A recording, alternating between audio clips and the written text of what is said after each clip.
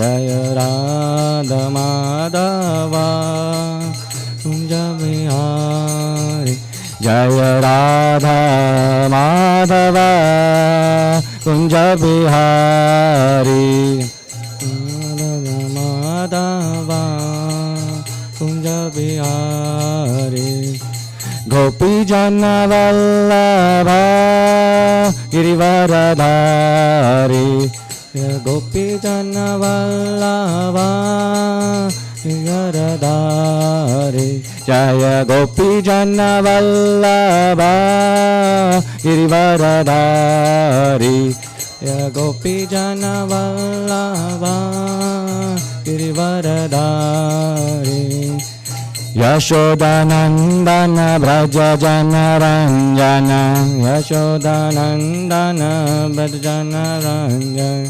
Yashodanandana Braja Jana Ranjana Yashodanandana Braja Jana Ranjana Yamuna Tira Vanachari Yamuna Tira Vanachari Tira Vanachari Jaya Radha Madhava Kunja Bihari Jaya Radha Madhava Kunja Bihari Jaya Radha Madhava Kunja Bihari Jaya Radha Kunja Bihari Hare Krishna Krishna Krishna Hare Hare Hare Rama Rama Rama Hare Hare Hare Krishna Krishna Krishna Hare Hare Hare Rama Rama Rama Hare Hare Hare Krishna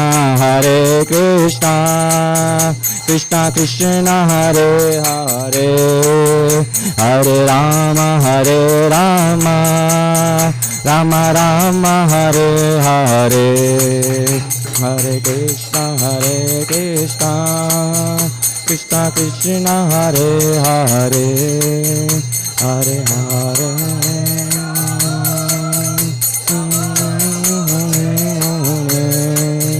Hare Krishna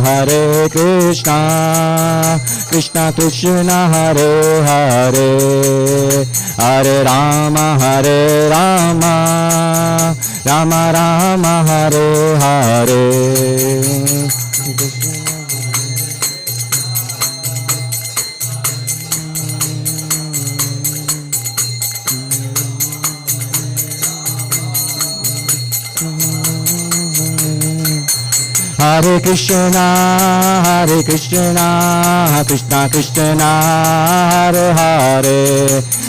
Rama Rama Rama Hare Hare Hare Krishna Krishna Krishna Hare Hare Hare Rama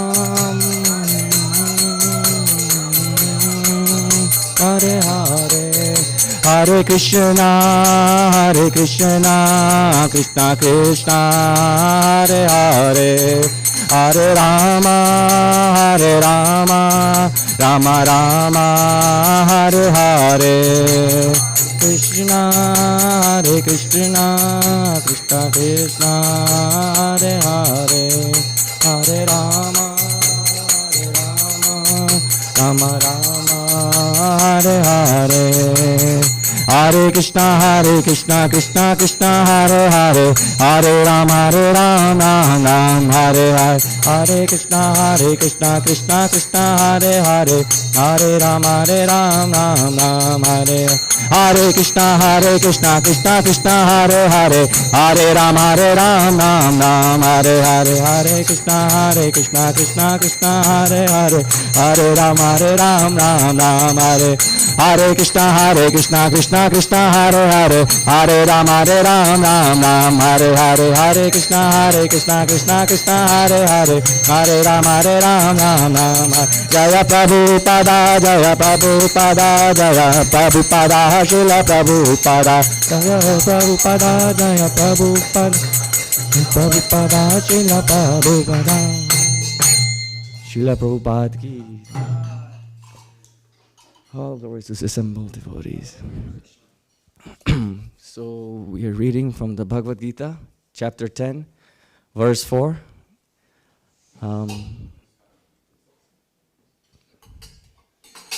Salim Prabhu will be translating, right? Yeah.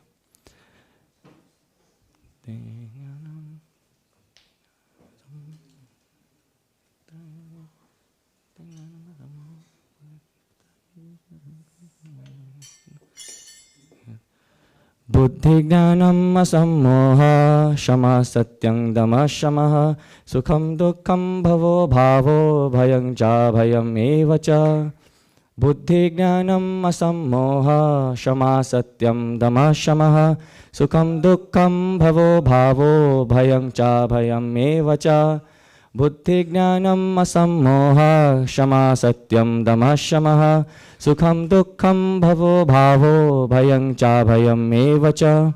Please repeat after me. Buddhi Jnanam Asammoha Shama Satyam Dama Shamaha Sukham Dukkham Bhavo Bhavo Bhayam Cha Bhayam Evacha. Buddhi Jnanam Asammoha Shama Satyam Dama Shamaha Sukham Dukkham Bhavo Bhavo Bhayam Cha Bhayam Evacha. Buddhi Jnanam Asammoha Shama Satyam Dama Shamaha Sukham Dukkham Bhavo Bhavo Bhayam Cha Bhayam Evacha. Would anyone like to recite? Buddhi Jnanam Asammoha Shama Satyam Dama Shamaha Sukham Dukkham Bhavo Bhavo Bhayam Cha Bhayam Evacha.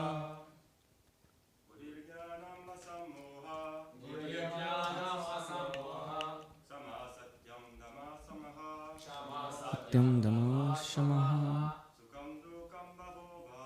Sukham Dukkham Bhavo Bhavo Bhayam Cha Bhayam Evacha. Buddhi Jnanam Asammoha Shama Satyam Dama Shamaha Sukham Dukkham Bhavo Bhavo Bhayam Cha Bhayam Evacha. Anyone if you want to recite?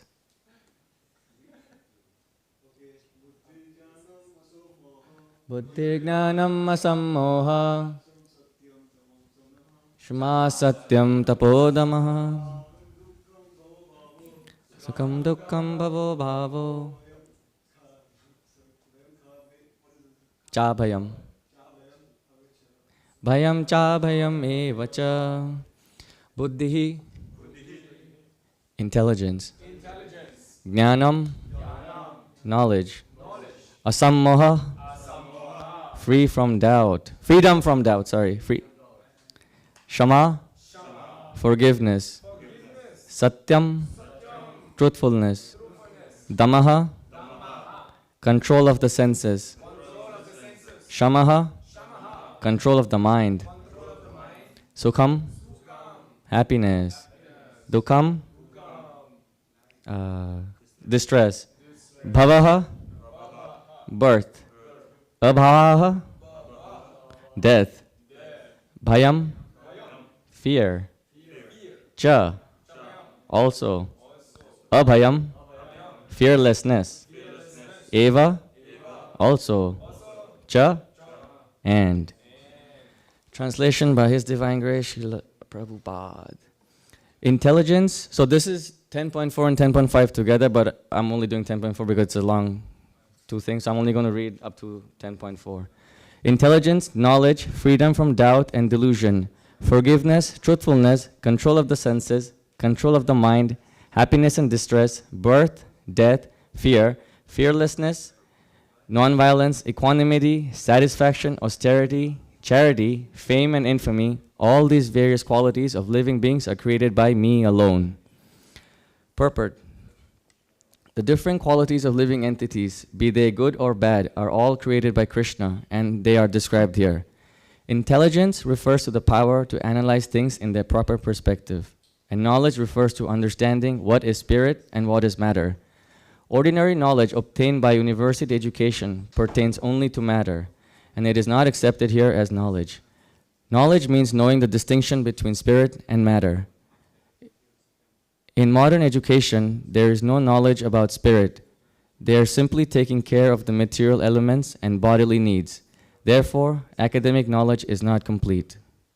Asammoha, freedom from doubt and delusion, can be achieved when one is not hesitant and when he understands the transcendental philosophy.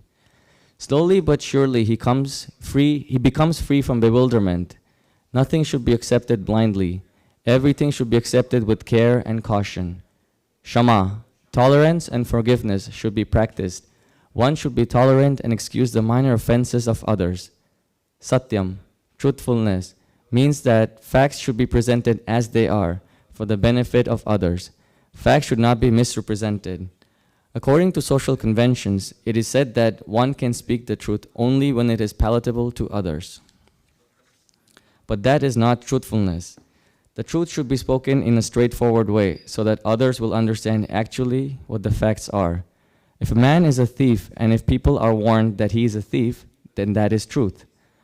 Although sometimes the truth is unpalatable, one should not refrain from speaking it. Truthfulness demands that the facts be presented as they are for the benefit of others. That is the definition of truth. Control of the senses means that the senses should not be used for unnecessary personal enjoyment.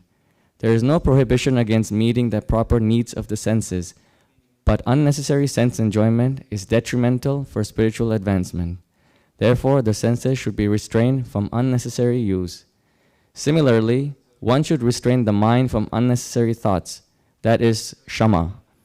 One should not spend one's time pondering over earning money. That is a misuse of the thinking power. The mind should be used to understand the prime necessity of human beings, and that should be presented authoritatively.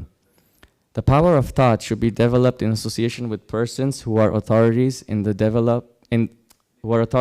scriptures, saintly persons and spiritual masters, and those whose thinking is highly developed.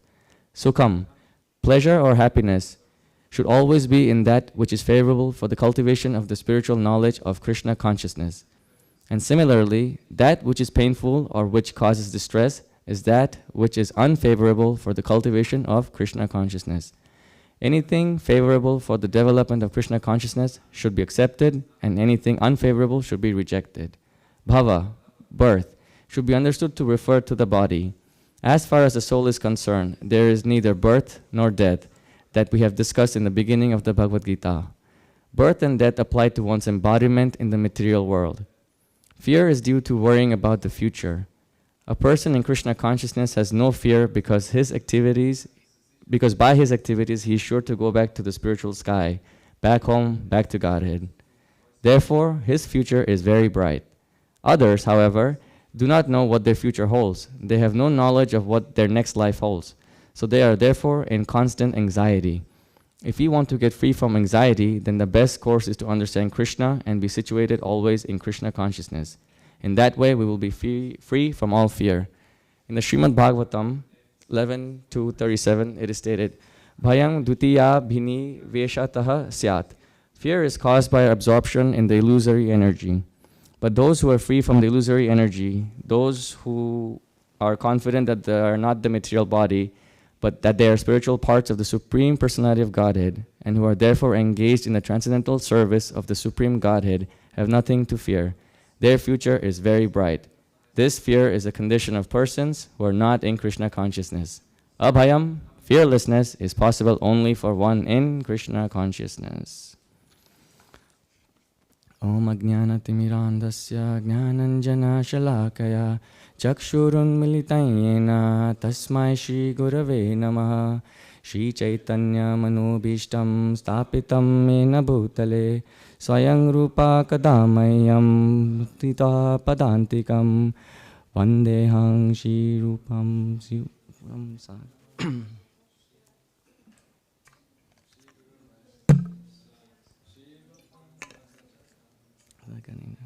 Oh my God.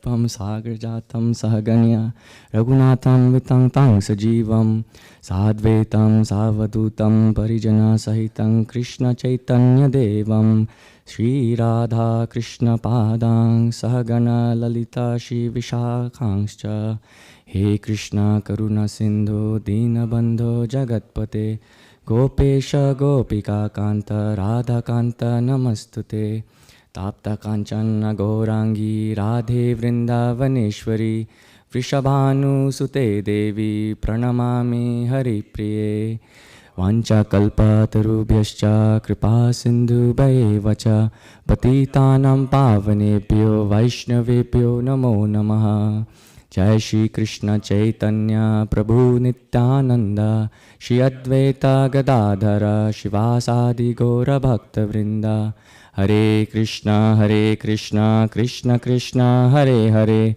Hare Rama, Rama Rama, Hare Hare.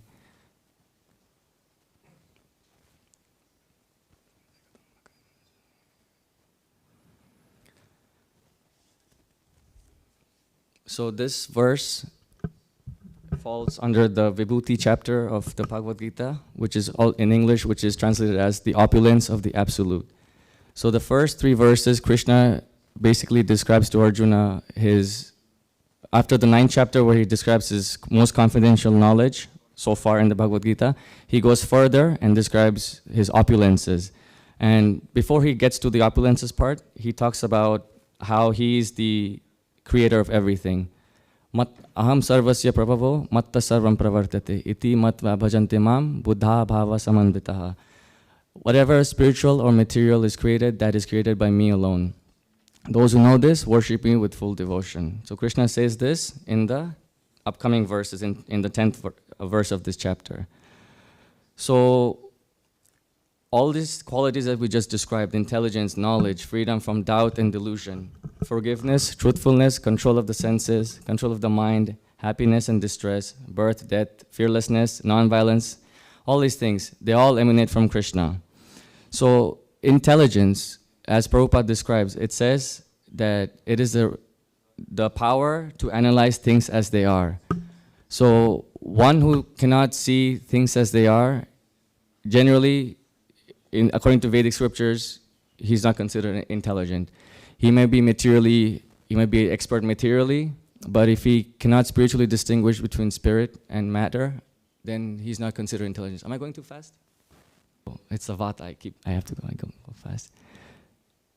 So, right after intelligence comes knowledge, and Prabhupada states here that ordinary knowledge that we gain through a university degree is not sufficient for us to progress in spiritual life. We have to understand that Krishna is the Supreme Personality of Godhead. That's the ultimate goal. But before that, we also have to understand that we are part and parcel of Him. If we don't understand that, then it's very hard for us to progress in spiritual life. Because if we start to compare ourselves with Krishna and don't understand His superiority and our inferiority, then devotional life becomes very difficult. So understanding that this body will come to an end one day, but the soul will not, because the soul is eternal and never dies. But the body is temporary and is sure to come to an end one day. So this is the basis of the start of spiritual life. All Vedic literature starts with this. The Vedanta Sutra starts with Atato Brahma Jignasa. That means knowing what Brahman is. So distinguishing Brahman from Maya, that is the foundation of Vedic literature. So, freedom from doubt and illusion. It's basically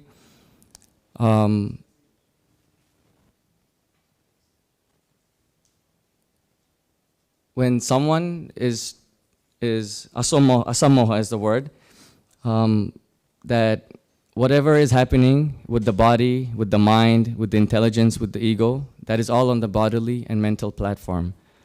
Once we are able to understand that all of this is just material, then we will be able to progress spiritually.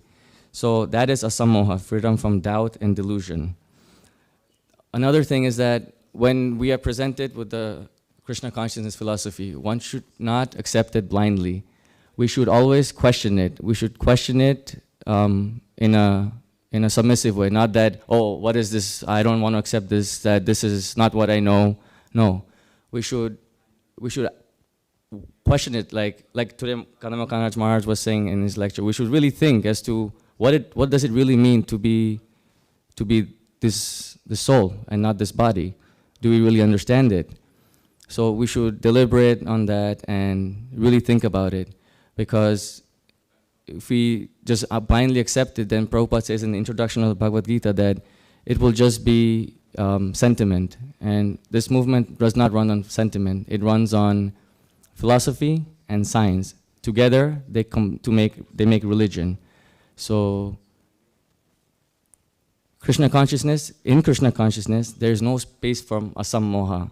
It is all based on scriptures, and so basically sadhu, shastra, and what was the other one? Guru. Sadhu, shastra, and guru. With the combination of these three, and the sadhu and the guru, they always take their knowledge from the shastra. They never say anything that is independent of the shastra. So whatever knowledge we acquire from them, sadhu, shastra, and guru, it is to be considered perfect, because these are self-realized souls, and they are free from the four conditions of material life. So whatever they say, we should accept it. And if we are not comfortable with what they say, then we have the right to deliberate and think about it, but submissively. We shouldn't ever argue with our spiritual masters in a challenging way. That is not the way to attain spiritual knowledge. Then next is Shama, tolerance and forgiveness. Now every morning, at least in this temple, we chant the third verse of the Shishtastakam. Trinadapi sunichena taroriva sahishnuna amanina manadena kirtanya sadahari. Now basically it means one should chant the holy name of the Lord in a humble state of mind, consider himself more tolerant than a blade of grass and a tree. It's very difficult to get to that level, because unless we can get to the level, we won't be able to experience the full ecstasy that we obtain from the holy name. But does that mean that we should stop chanting? Does that mean that we should stop being tolerant to others? No, spiritual life it's a long process. It's not a 2-day thing where you do it over the weekend, you get a certificate, and you hang it up on the wall, and you're done. No, it's a lifelong process. Everyone in this world there's two kinds of living entities. One are the Nitya Mukt Siddhas, and then the others are the Nitya Baddhas. So the Nitya Siddhas are always liberated. Even when they come to this planet, they act like us, they behave like us, but they are from the spiritual world. They have one foot in the spiritual world and the other foot in the material world, because the other foot is here to help us out. Because if they did not do that, then it will be impossible for us to go back, because with our material conditioning, we don't know anything. We're covered by nescience, ignorance, avidya. So for us to get out of this, we have to follow in their footsteps. And yeah, so being tolerant to others, all other living entities, not just human beings, insects, birds, tigers, lions, whatever, anything. Sometimes we may be attacked by mosquitoes, but does that mean that we snap and kill the mosquito? No, we shouldn't, because they are the same living entity as us. I'm a soul, you're a soul, he's a soul, she's a soul. The insect is a soul. We're all the same. We're just on different parts of the ladder, on the spiritual ladder of perfection. So we have no right to kill an insect, because the Paramatma, or the super soul in our heart, is also in that insect. He never leaves anybody, because we're all part and parcel of him. Mame vangshu jiva loke jiva bhuta sanatanaha. All living entities are part and parcels of me, and they're all eternal. So what right do we have to kill any animal, any human being, or any insect? So we should be tolerant to every living entity, but we should be most tolerant to other Vaishnavas. Now, I know me saying that sounds very lofty. It's like very, oh, he just said that, but does he act like it? No, of course I don't, because I'm not there yet. Most of us here are not there, but we will get there one day, because we have faith in Srila Prabhupada's instructions. We have no other way of explaining what faith is. We figured that out this morning when Kadamba Kanna Maharaj asked us, deity, how can you prove your faith in deity? You were struggling. I was struggling. But then Bjorn Prabhu said, oh, Prabhupada said so. That's it. That's all we need. Prabhupada's faith, that you chant 16 rounds, follow the 4 regulative principles, and you'll get back to Godhead. He's given us that guarantee. So we have to be tolerant to other Vaishnavas, because they are the ornaments of humanity. Without Vaishnavas, up till 27 years of my life, I didn't know, I hadn't met any Vaishnavas. So I thought all these people who act on the level of so-called goodness or morality, they were nice people. But when I met Vaishnavas, who engaged me in service, who gave me the first Bhagavad Gita, the Krishna book, over time, I realized that these are actually the nicest people on earth, because they are selflessly going out of their way to take part in Harinam Sankirtan, spending hours and hours in, for example, New York, in the subways, in the freezing cold weather, rain or shine. We do it every day, 4 hours, non-stop. There's no days off. Nikeshwari Prabhu, Yuram Prabhu, Jacob Prabhu, Harivenu Prabhu, they've all been there. I was there. I was on the temple side managing the temple, but these guys were out there every day. And it takes a lot. It takes a lot to go out every day and just do it. They were in fights. People came up and someone threw a rock or threw a brick. People are, in New York, people are crazy. There's so many people. There's like 10 point some million people in New York, in that small city. And you have all sorts of people who are probably on the bottom of the yoga system. Like, they have no idea of anything. Their whole idea of yoga is, I go to the gym, I do some Pilates, stretch my leg muscles and muscles, do some belly stretches, and I go back and eat meat and enjoy my life. But we devotees, we really, especially the Sankirtan devotees, we really take a lot of risk to go spread the holy name of the Lord, because that is the only way to realize God in this life, in this yuga. In the Satya Yuga, Dwapar Yuga, Treta Yuga, there were other methods, deity worship, meditation, so many things. But in this age, the only way is Hare Nama, Hare Nama, Hare Nama, Hare Nama, Hare Nama, Hare Nama Eva Kevalam, Kalau Naste Eva, Naste Eva, Naste Eva Gatir, Anyata. In this age of Kali, there is no other way, no other way, no other way other than the chanting of the holy names of Radha and Krishna. So, why should we chant the holy name?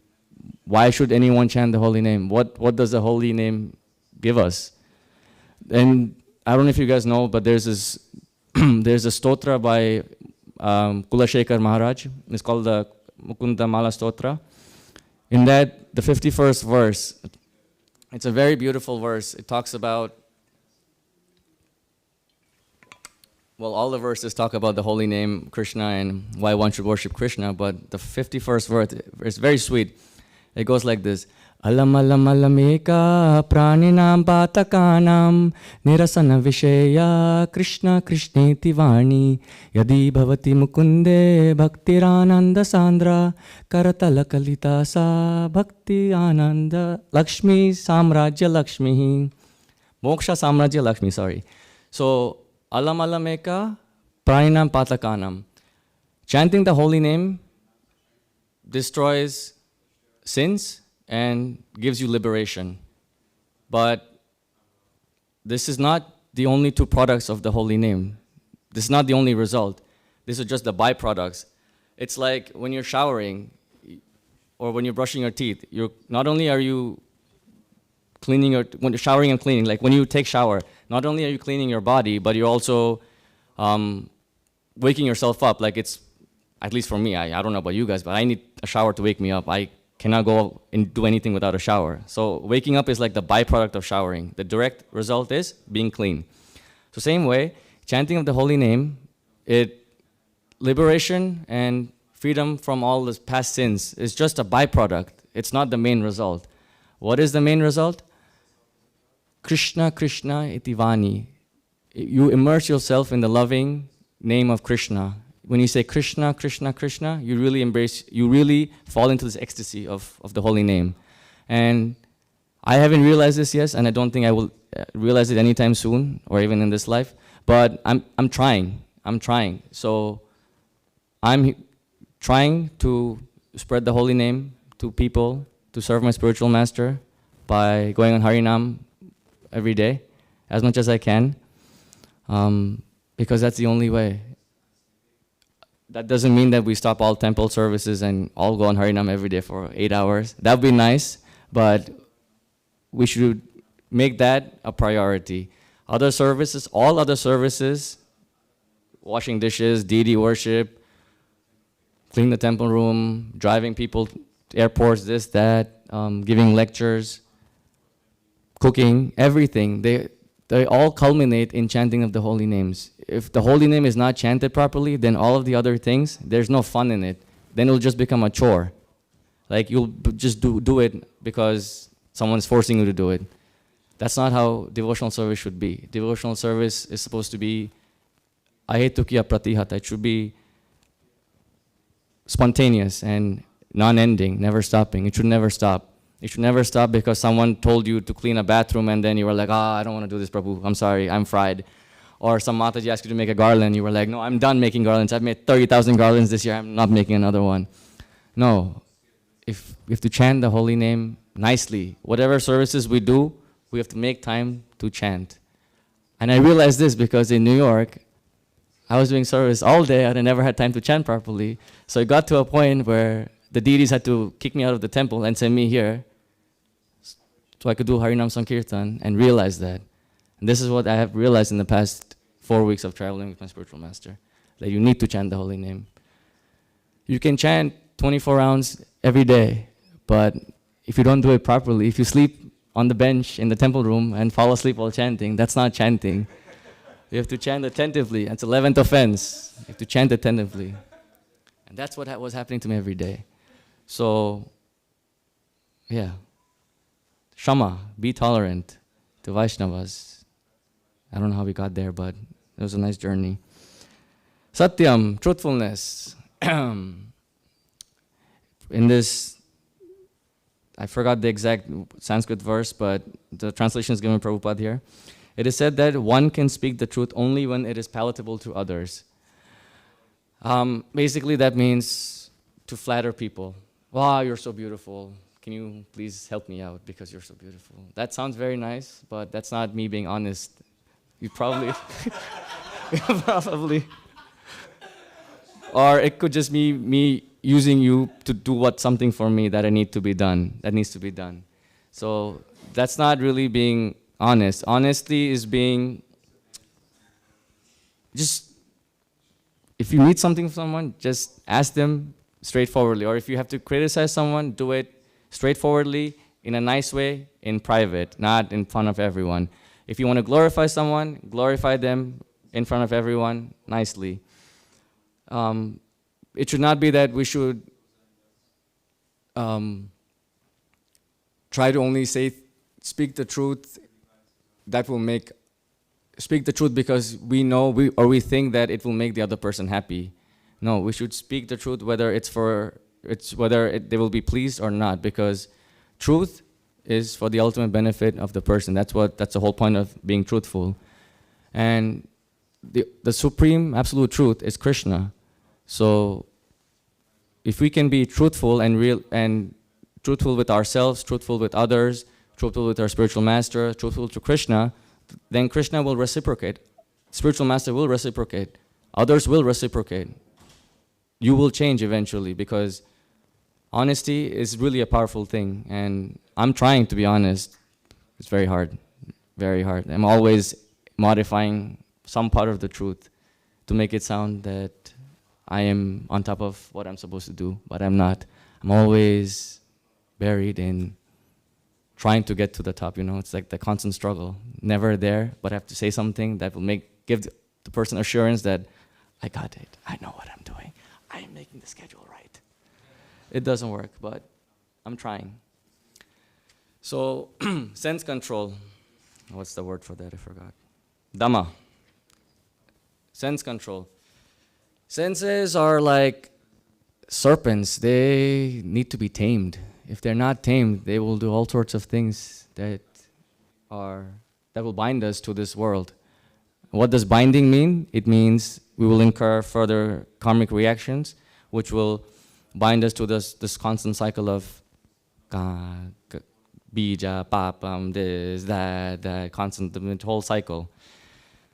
We don't want that. So controlling of the senses is necessary. And the controlling of the senses starts with the tongue. People think, oh, if I can control my mind, if I can use my intelligence, if I can realize who I really am, my real ego is I'm the servant of Krishna, all these things, that's nice. But the senses can be controlled first with the tongue. And the tongue has two functions, vibrating and eating or tasting. Hare Krishna. So these two things are the sole purpose of the tongue. And to control these two things, there's two ways: chanting of the holy name and eating prasadam. We chant every day in the morning, at least I try to. Mahaprasade Govinde, Nama Brahmani Vaishnave, Svalpa Punyavatang Raja, Vishvasanaiva Jayate. That we have the holy name in Mahaprasad, Govinda, Brahmanas, Vaishnavas. What's the fifth one? These 5 things that we chant every morning. Mahaprasade Govinde, Nama Brahmani Vaishnave. Nama, the holy name. So these 5 things, prasadam gives us faith in these 5 things. That's the meaning of the first verse. It's not just we're reciting something without knowing what it means. So if we eat prasadam only and chant the holy name as much as possible, or speak about Krishna as much as possible. Again, I'm being lofty, but it is the only way. There's no other way. I'm not going to sit here and tell you something that you will want to hear. It's what it has to be said. So these 2 things, if we do it, then we will be able to control our senses very nicely. And then we will have Dhamma controlled.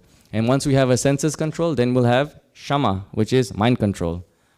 So simple. If we just eat prasadam and chant, then we can control our mind. Sukham and dukham, sadness and happiness. It's said in the 14th verse of the 2nd chapter of Bhagavad Gita, Matra sparshas tu konteya sitoshna sukha dukkada agama painyo nityas tang titikshasva bharata. Happiness and distress are like the appearance of summer and winter, and they're born out of sense perception. So you see how it's following in a sequence. First you control your tongue, your senses are controlled. Then your mind is controlled. Once your mind is controlled, then you will control happiness and distress. So happiness and distress, like we think that if for example, like I don't know, right now chanting comes to my mind. So if I sit on that pillar over there, then my chanting will be perfect because I can lean on something and then I will not fall asleep. But that's just my sense perception. If I just chant sincerely, then I can sit right here or sit right here and without any support and chant. It's just my mind telling me that I need a pillar. Or, for example, the car that we rented to go on Harinam. It's a small one of my godbrothers, he calls it a rice cooker because first, second, and third gears are like the biggest challenge I've ever faced. It's like, woo, wah, woo. Constantly, it's very difficult to drive it. Now, it serves the purpose for what we took it for, but it doesn't serve the purpose of gratifying my false ego that I deserve a better car. Why did I get this car? I should have gotten a better car. Because I reserved something better. This is the first class of cars. I reserved the second class, which is like a Golf. But I got a Space Star. So I was really upset about that.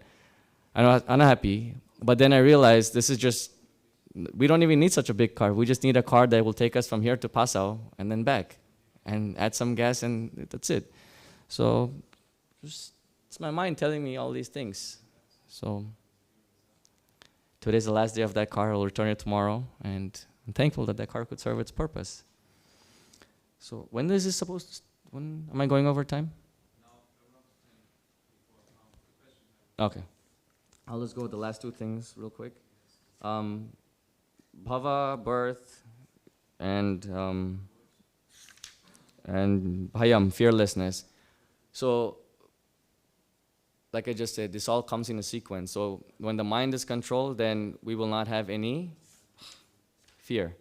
Because fear is a result of ignorance. Because we're so absorbed in the material, the illusory power of the Lord. The moment we realize that everything here is temporary, nothing is supposed to affect us, or shouldn't affect us, then we become fearless. Like when we go out on Sankirtan, when devotees in New York or in every other town and city, when they go out for book distribution, it takes a lot of courage to do that. To approach someone and be like, sir, book, please, can you give donation, please. Very difficult. I don't know more than that. I just say, book, you want? No, okay, no problem. But there's some other devotees who, like Jeroen, he just goes, he starts dancing with the people, he grabs them and does the whole circle thing and the twirl, so many things. And he's a good book distributor. That's not my thing. I don't like approaching people and asking them for anything. I like to do things my way. But devotees who can go out of their way and do these book distributions and preaching, all glories to them. And Krishna says in the 18th chapter of the Bhagavad Gita that this is his favorite type of devotees who can do it. So all glories to you all. But that doesn't mean that other services should be neglected. They're all absolute. Everything in Krishna consciousness is absolute. There is no difference between cleaning the toilet and going out on Harinam. It's all transcendental. But all of the services end in chanting of the holy name. That's the essence. It's not that I go chant the holy name all day and I don't do anything and I be a bum in the temple and I start problems with the authorities. No. You do your part, do your 2 hours, 3 hours, 4 hours, and then go to do whatever you want. Go spread the holy name wherever you want. No one's stopping you. But just have to be considerate of the authorities who are in charge of you. So that's fearlessness. And the last one, Bhayam, fearlessness. I just did it. Oh, birth. When we attain fearlessness, then birth and death, who cares? Right? In theory, sounds right. In reality also? Yeah. So I don't want to go too much. It's a lot of things can be said about this, but this is 10.4. Yeah. Hare Krishna. Any questions?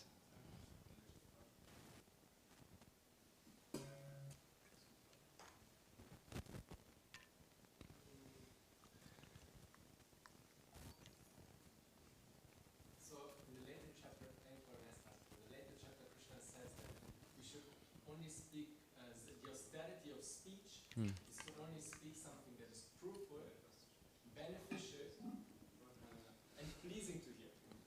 And also regularly reciting Vedic literature, yeah. So one of those four is that the truth, that our speech should always be pleasing. One. And here Krishna says something else. Krishna says that the truthfulness means to be straightforward. You just get it out. This is a contradiction. Krishna says basically happy. Where is it? Truthfulness. These are all emanating from Krishna. It's a purport where Prabhupada says that according to social conventions, it is said that one can speak the truth only when it is palatable to others. So he's talking more from the point of philosophy. He's not talking about, pleasing others, all that, like how to approach people. And he's talking about, you're not this body, you're the soul. Keeping that real. Keeping that the fact. Not what Krishna says in the 18th chapter, Van Mayam, or Man Vayam.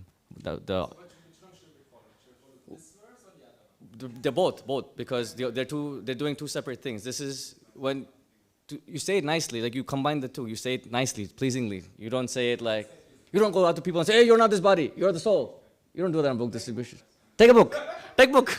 No, you do it nicely. You don't approach someone and say, hey, you, take this book now. No, like Prabhupada said, we flatter them very nicely. You're the greatest person ever, you're the most beautiful person ever, you're so intelligent, nice suit, all those things. Take a book, please, like that. Huh? Then you tell them you're not the body. It's one of those things where you have to. Yeah, it's like Krishna says in the 9th chapter that this is the Raja Vidyam, Raja Guhyam. It's the most confidential knowledge. Then in the 18th chapter, 65th verse, he said, Man mana bhava mad bhakto madhyaji man namasku. This is my supreme instruction, the perfect instruction. When someone who reads up to the 9th chapter, they'll be like, oh, okay, I've read the Bhagavad Gita because it says the Raja Vidya, Raja Guhyam. That's it, I'm done. No, there's 9 more chapters. The essence of all Bhagavad Gita is in the 65th and the 66th verse. Right? Man mana bhava mad bhakto, and then sarvadhaman parityaja mamekam sharanam vraja. Surrender unto me and I will protect you from all sins. This I promise you because you're very dear to me. Simple. So it's like that. It's like Bhagavad Gita is building up. So here, honesty means, truthfulness means being truthful, rigidly. Then in the 18th chapter, Van Moyam, all those things means being considerate of other people's feelings, this, that, and those things. So we're building to it. Yeah. Any more questions? Yes, ma'am. I go. Thank you for your class. If you allow me to, I make a small addition. Okay, you were speaking about the holy name. You were speaking about the whole thing, Yeah. the chanting of the holy name and the importance and what's the aim of it. And this one I also would like to emphasize, and that's it's important because it's cleansing the heart. It's cleansing the heart, and the meaning of cleansing the heart is that we regain the divine qualities. We regain qualities like humility, nice, strength, all the qualities of Krishna. Yeah. And it's important because Prabhupada conquered the whole world only by the divine qualities. Yeah. So the chanting is to get the qualities as Prabhupada has, the divine qualities, because it's only by this love in the heart and this divine qualities that we can conquer the whole world. So that's what I would like to add to the Yeah. importance of chanting the Lord's holy name. Thank you.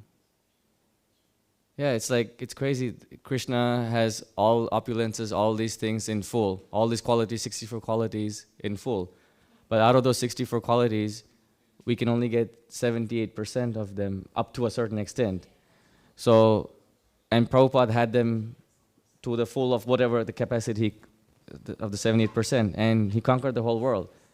So imagine we all got to that level one day, and then the whole world would be Vaikuntha. It would be a place of no worries. We could all go to any restaurant, eat anywhere, drink soda, this, that, without even wondering or worrying about has insects, this, that, all these chemicals and whatnot. So, yeah, thank you.